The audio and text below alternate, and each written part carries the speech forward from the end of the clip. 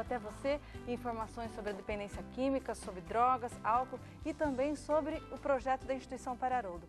O que a gente faz lá, qual é o tripé do tratamento da Instituição Para-Haroldo. E hoje nós vamos falar sobre um assunto que também é abordado no tratamento da Instituição Para-Haroldo, que é a missão e o propósito de vida de cada pessoa que está lá com a gente em tratamento. E para falar sobre isso, está aqui conosco o consultor da empresa Foster Desenvolvimento Humano. O nome dele é o Sr. Roland Foster, é o presidente da empresa e ele vai nos falar sobre missão e propósito de vida. Tudo bem, Sr. Roland? Tudo bom, muito obrigado, é uma honra, realmente uma oportunidade de estar na casa de quem mais conhece esse tema e representa uma pessoa única, que é o Padre Haroldo, com relação a um trabalho muito difícil e que é cada vez mais importante no nosso país e na atualidade, que é o tratamento dos dependentes, tanto de álcool como de drogas. E nisso a instituição Padre Haroldo é uma das melhores do mundo, pelo que sabemos já. Então, com certeza. É uma grande honra. Mas a honra hoje é nossa de poder ouvir o senhor. E a primeira pergunta é exatamente isso. Como a gente pode definir propósito de vida? Sim, a questão do propósito de vida é que nós colocamos também na nossa consultoria e temos cursos sobre a missão, como elaborar uma missão de uma empresa ou de um grupo ou de uma pessoa. Então, no próprio planejamento de carreira, a pergunta que se coloca é: o que eu vou fazer, que profissão eu devo exercer no futuro, o que eu devo estudar? E, na verdade, essas questões, tanto da vocação de cada um, como da missão que se coloca, elas até mudam durante a vida, mas são perguntas que se colocam desde o início, desde a adolescência praticamente, e tem muito a ver também com o rumo que se pode tomar na vida, uma vez que se visualiza um objetivo, ou não, ou ficar realmente sem rumo, ficar buscando uma missão, um propósito de vida. Para que eu nasci? Eu nasci para fazer o quê? Qual é o meu motivo de estar aqui? O senhor Roland, e baseado no que o senhor falou, essas perguntas, quem eu sou, para onde eu vou, a gente começa a se fazer a partir de que idade? Na verdade, desde o início do raciocínio, e até como Augusto Cury colocou no livro mais recente dele, O Código da Inteligência, seria o código do questionamento, das perguntas, do debate. A rigor, eu acho que a proposta dele, do ponto de vista educacional, é muito boa, de dizer que já se deveria colocar essas perguntas do porquê, desde o início da escola ou até na pré-escola, enfim, desde que se começa a aprender alguma coisa. Antes, portanto, de se assimilar informações em grande profusão, como acontece atualmente nas escolas. E aí o senhor acredita que essas perguntas têm que vir dos pais?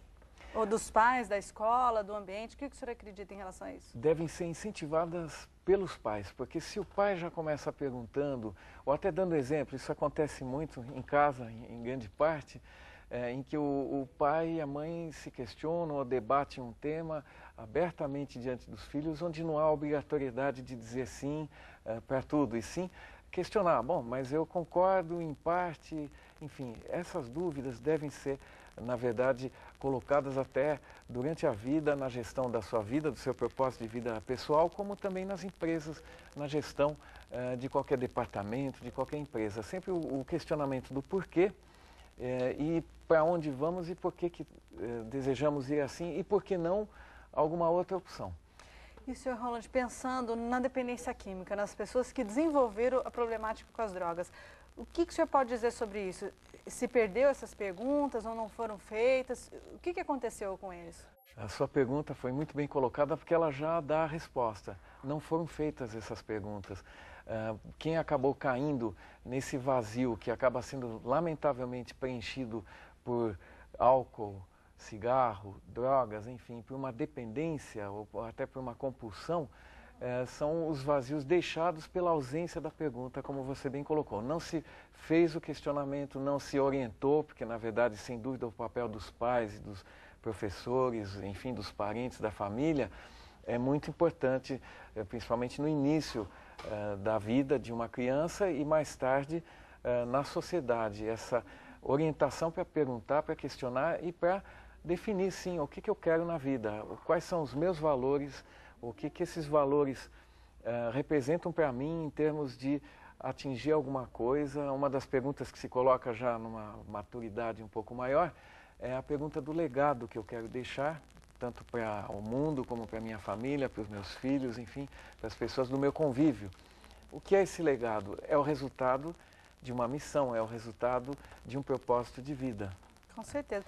E, Sr. Rolando, trabalhar com isso nessa fase de adolescência, em que a pessoa ainda não teve o contato e a problemática com as drogas, até dá para entender. Agora, e quando a pessoa já é um dependente químico? Como resgatar isso nela? Sim, é uma boa pergunta. E é esse o trabalho onde, na verdade, a pergunta parte de quem é mestre, de quem conhece o trabalho da instituição do Padre Haroldo, essa dedicação.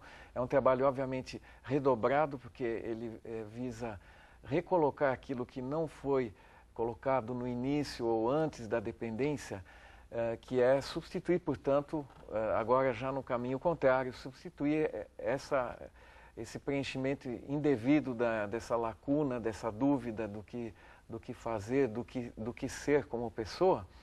Então, tirando essa droga, essa dependência que só cobriu esse vazio e colocando nesse vazio uma ideia, uma fé, realmente um propósito de vida baseado em valores cristãos e principalmente com princípios éticos. E é nisso que a instituição, com um grande sucesso em relação a outros projetos similares, né, consegue colocar no lugar da droga um objetivo na vida, colocar os valores cristãos e, nesse sentido, é um exemplo máximo que nós temos aqui na instituição. É muito difícil, porque é um trabalho reverso daquilo que não foi feito no início e que foi tomado por uma circunstância tão triste quanto a dependência química ou a dependência, enfim, de drogas. Mas você sabe que é exatamente esse o trabalho da instituição Padre Haroldo, né? É, de uma certa maneira e com muita espiritualidade, conseguir preencher esse vazio que fica numa pessoa que hoje já é usuária das drogas, é completamente dependente delas. E pensando de uma maneira preventiva, Sr. Rolando, o que o senhor pode nos dizer, o que os pais devem fazer ou como? Além de fazer as perguntas para os filhos, o que mais eles podem fazer para fazer prevenção ao uso de drogas? Para que ela... Porque assim, vai chegar um momento que os filhos vão ter contato com elas. Então, o que eles devem fazer e de que maneira para evitar isso? Sempre relacionado a esse tema, propósito de vida, tá? Missão de vida. Exato. Nesse sentido, com relação a isso, o papel dos pais diante dos filhos, obviamente, a melhor forma de educar é realmente o exemplo. Não há outra melhor do que o exemplo. Repetir, somente malhar, ou somente perguntar, ou insistir, não é suficiente. O exemplo é tudo e até dá para superar o próprio exemplo, como nós temos algumas situações em casa. Meus filhos sequer bebem vinho à noite, por exemplo, já ao contrário do pai, que bebe um cálice à noite, até por uma questão aí de alegada saúde e tudo, mas poderia ser substituído por um copo de suco de uva. E é o que os meus filhos preferem. Já são adultos, né? Minha filha está fazendo mestrado, e o interessante é que nenhum deles sequer tem interesse em beber qualquer bebida alcoólica, cerveja, ou que seja, até são uma exceção talvez na geração, mas eles não têm nem interesse. Não que não pudessem acompanhar alguns colegas ou amigos, mas não há interesse, eles declinam com toda a tranquilidade na maioria dos eventos em que estão e realmente não bebem e não fumam. E sabemos que essas duas drogas são perniciosas, uma pelo lado da sociabilidade, no caso do álcool, e o limite entre o que é saudável ou era considerado saudável até um certo ponto, ou realmente o que já é uma dependência, é muito tênue. E no cigarro sabe-se que o usuário normal de cigarro tem uma grande dificuldade em largar, às vezes maior do que outras drogas. Com certeza. Então, o exemplo seria a resposta principal, né? Não, você tem razão. Inclusive, nós como cristãos, né, a gente aprende muito a sempre ter esperança, né? Sim. E eu vivo muito em função disso também, o Padre Haroldo, as pessoas da instituição. E assim, eu tenho sentido muito isso na minha própria família. Eu também tenho um filho, ele é pequeno, mas ele já começa a falar isso para as pessoas. Não fuma que faz mal. Esses dias ele perguntou, mas por que vocês bebem cerveja se vocês falam que faz mal? Então eu tenho esperança, Sr. Rolando, de que essa nova geração vai nos ensinar isso. E talvez vai reverter toda essa problemática que nós que estamos na instituição Padre Haroldo, a gente até tem isso muito próximo da gente. Está muito difícil. está aumentando, né? Agora, infelizmente, o crack, que é uma droga muito utilizada, ela tem aumentado e, assim, acaba com o ser humano muito rápido. A rapidez com que ela devasta, acaba com o organismo da pessoa é muito grande, né? Então, assim, acho que a gente tem que focar realmente na prevenção. Ensinar realmente para os filhos a nossa missão de vida e o propósito, a missão que eles têm na vida e o propósito que eles têm. Para a gente finalizar, eu gostaria que o senhor deixasse uma mensagem para os pais, então. Sim, Sandra, você resumiu muito bem. Eu acho que essa visão otimista, apesar da tendência cada vez pior de drogas mais pesadas e mais perniciosas, enfim, de efeito mais devastador, tanto o seu exemplo em casa como a questão da fé, que realmente é a força maior que pode substituir qualquer uma dessas drogas, é o caminho em que nós vamos ver realmente gerações depois de nós e que vão ser mais consequentes e mais objetivas nessa questão. Então, a mensagem que eu tenho para dar é realmente que quem não conhece, venha conhecer o trabalho do Padre Haroldo, da instituição dele, com essa equipe fantástica que ele tem. É um exemplo, independentemente da religião de cada um, ainda acho que supera as várias alternativas que existem. Eu acho que deveria ser seguido e incentivado tanto pelo Estado como pelos pais, enfim, pela sociedade, porque é um trabalho que já, por um lado, demonstra a seriedade do tema, a gravidade do tema, porque quem sente mais do que qualquer um é a instituição Padre Haroldo, as consequências das políticas públicas ou realmente do desandar de certas instituições e eventualmente, até impunidade que se vê no dia a dia nessa indústria, que é a indústria da droga. E o exemplo contrário, que com poucos recursos e com muito ideal e principalmente muita fé e ajuda de Deus, está tendo resultados concretos. Eu acho que não tem exemplo maior do que o trabalho do Padre Haroldo nessa questão.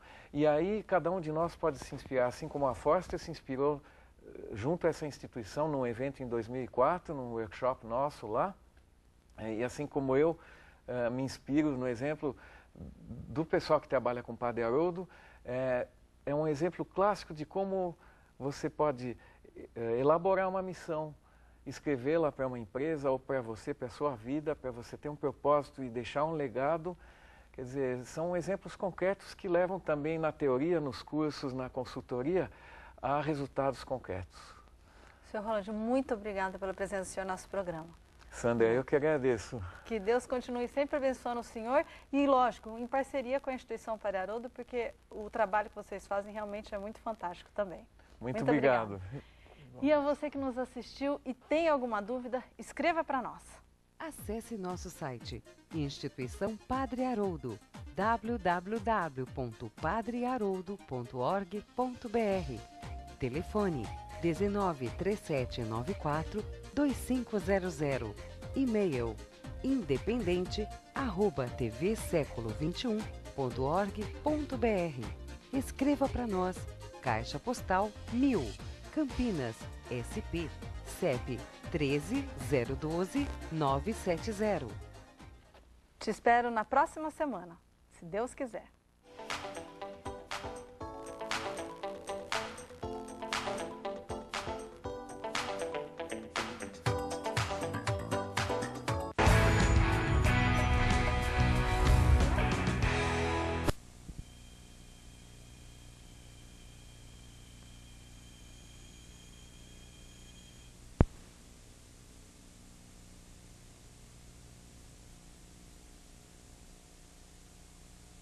E e-mail independente@tvseculo21.org.br. Escreva para nós. Caixa Postal 1000, Campinas, São Paulo. CEP 13-012-970.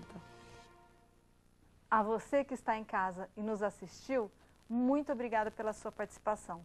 Tenha uma santa e abençoada semana. Te espero na próxima, se Deus quiser.